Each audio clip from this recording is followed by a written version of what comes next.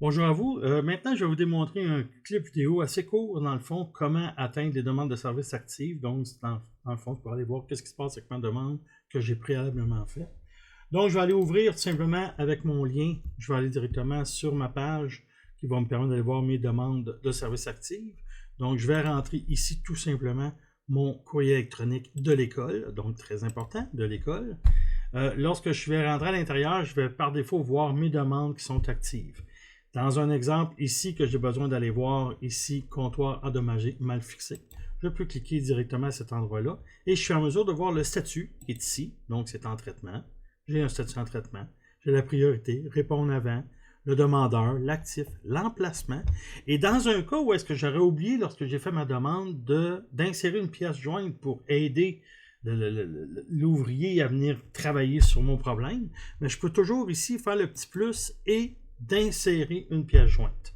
Donc, ça pourrait être intéressant d'insérer une pièce jointe. Dans un exemple, si je prends cette pièce jointe-là, je peux faire ouvrir directement et j'insère tout simplement une pièce jointe. C'est pas plus complexe que ça pour insérer un document. Donc, ici, c'est comme une photo 360 degrés pour l'exemple, mais je peux toujours insérer et je peux toujours faire la petite poubelle pour aller l'enlever par la suite. C'est pas plus compliqué que ça. Et à partir de là, je peux aussi aller discuter. Donc, j'aurai des informations complémentaires. Encore une fois, j'aurais oublié de mettre dedans. Je peux aller ici en haut, cliquer sur commentaires. Donc, c'est comme une forme de chat.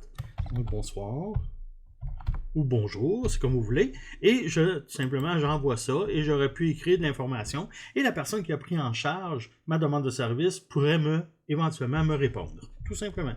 Donc, lorsque je reviens ici, je suis en mesure de voir mes demandes de service. Comme vous avez vu, c'était en vert. Ça a changé de vert à bleu. Vert, c'est parce que c'est en train de se mettre à jour sur le réseau. Regardez ici, je vais juste refaire l'expérience. Donc, je m'en viens ici.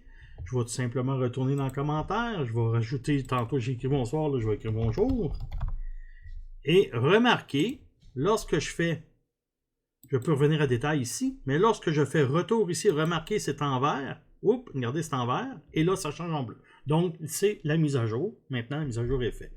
En passant, vous ne pouvez pas supprimer une demande de service qui sont là. La demande de service qui est à cet endroit-là, qui est active, va disparaître lorsqu'elle aura été fermée ou terminée par l'ouvrier qui est en charge ou le superviseur qui est en charge de cette demande de service-là. J'espère que ça vous a plu. C'était un court vidéo juste pour vous donner une idée comment ça fonctionne pour aller voir nos demandes actives. C'est tout. Je vous remercie beaucoup et passez une belle journée.